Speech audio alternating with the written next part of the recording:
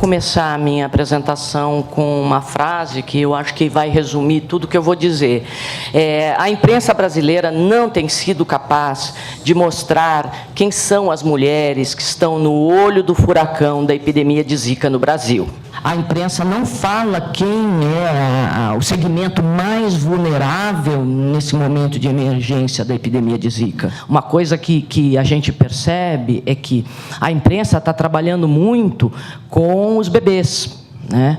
Então, as mulheres, a imagem que a gente tem das mulheres pela imprensa é quase assim, é quase como se a mulher fosse mais um vetor, né? Ela que está transmitindo, o que também traz implícita a noção de que ela não se cuidou, né? Então, ela não se cuidou durante a gravidez, tinha que ter usado roupa comprida o tempo todo, tinha que ter não saído de casa, entendeu? Tinha que passar repelente, que ela não tem dinheiro para comprar, mas a culpa é dela, né? Ou então, elas são as pobres infelizes, né? As mãos que amparam as cabecinhas dos bebês. Essa é a imagem que é muito forte, né? E que eu aproveito para lembrar que, jornalisticamente, a gente sabe que tem um apelo esse tipo de imagem, né? Isso é muito usado pela imprensa. Qual é a situação de assistência e desassistência dessas mulheres, né? E o que elas estão esperando receber e o que, de fato, vão receber do Estado em termos de amparo e assistência, né? A gente não ouve as vozes das mulheres que estão grávidas e estão angustiadas porque elas não sabem o que está acontecendo dentro delas, o que vai ser dos bebês e da vida delas daqui para frente. E o que a gente vê, na verdade, que as mulheres são, como eu falei, personagens secundários, coadjuvantes. O que a gente pode dizer é que a mídia tem feito um trabalho importante, tentando acompanhar a evolução do conhecimento, né? Acompanhar a construção do conhecimento sobre a ação do vírus, né? Mas, quando se trata de políticas públicas, a imprensa só mostra os direitos dos bebês, né? O que está em foco são os bebês. Aí a gente ouviu falar, o bebê vai receber assistência, o bebê vai receber BPC, que é o benefício de prestação continuada, entendeu?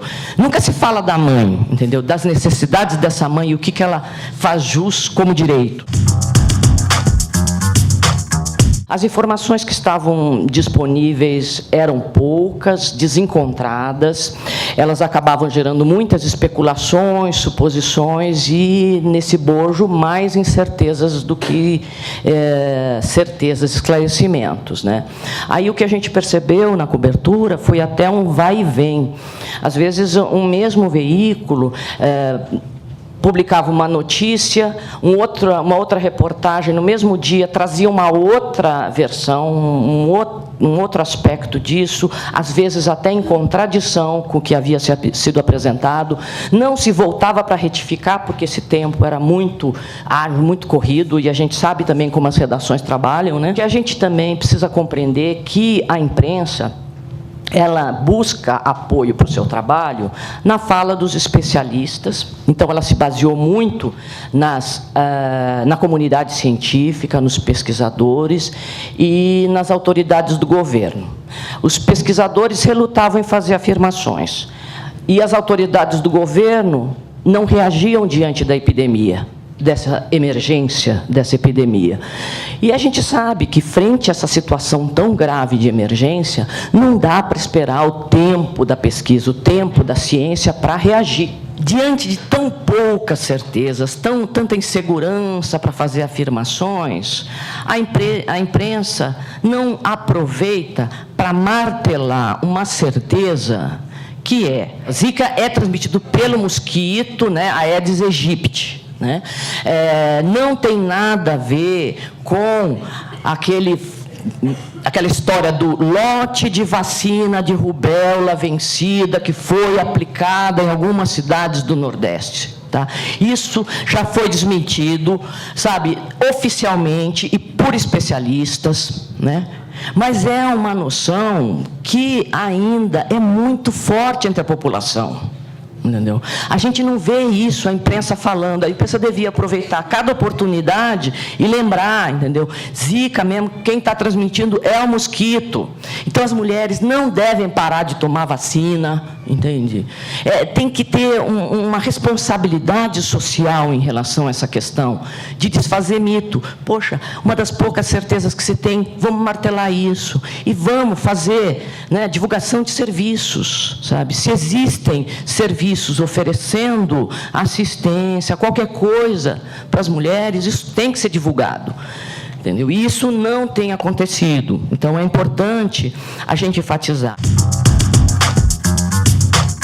As estatísticas do Ministério da Saúde e das secretarias dos estados, elas estão aparecendo muito no noticiário, né? Esses números realmente frequentam muito o noticiário, apesar de todas as dificuldades que a gente sabe na construção desses números, né? Na limitação que existe no diagnóstico e também na transmissão desses dados dos estados para o nível federal. Agora, esses números, eu volto a dizer, eles referem-se somente aos bebês, né?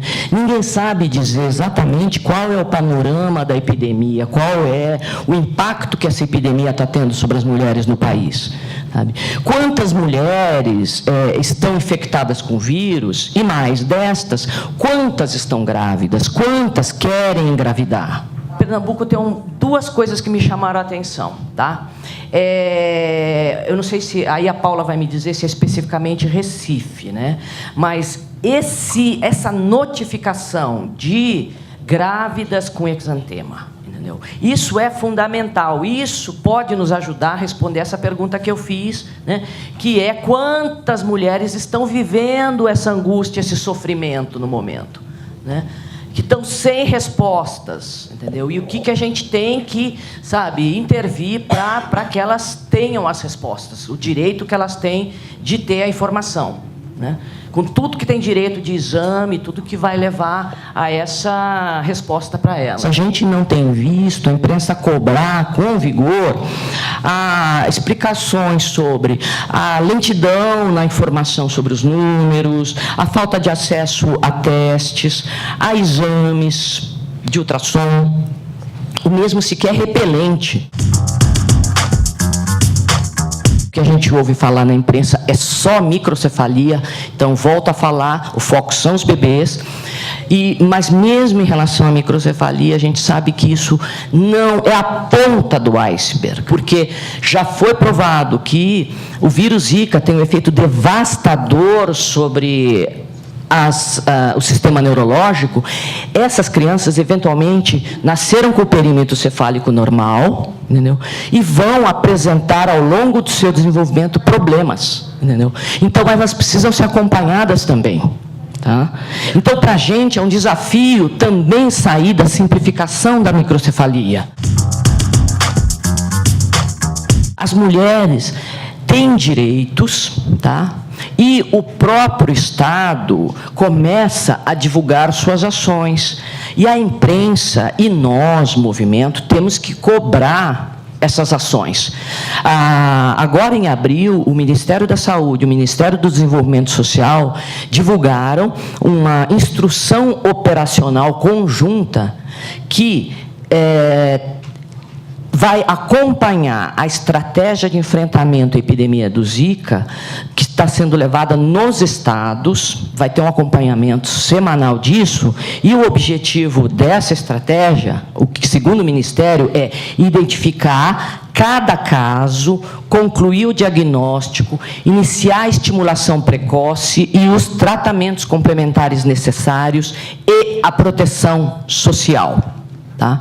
Lógico que a gente sabe que isso está dizendo respeito aos bebês, mas isso daqui já pode ser cobrado. Nós temos que acompanhar o que está sendo feito, de acordo com essa instrução, e cobrar. E aí a imprensa tem que informar sobre esses direitos, para que se possa efetivamente cobrar. E aí é um papel não só da imprensa, como nosso também, de entrar com toda a força nesse debate, nesse enfrentamento.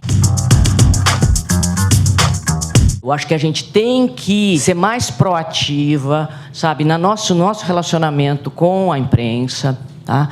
Eu acho que assim que muitas de nós aqui, entende, já tem canais estabelecidos com comunicadores sensíveis que podem também fazer um bom trabalho, um trabalho com responsabilidade, como deve ser. Né? Não estou falando em ativismo, tá? Não precisa ser uma ativista comunicadora. Pode ser um bom profissional que se sensibilize e se junte a nós nisso. Mas a gente precisa também levar informações. Eles precisam muito de nós, entende?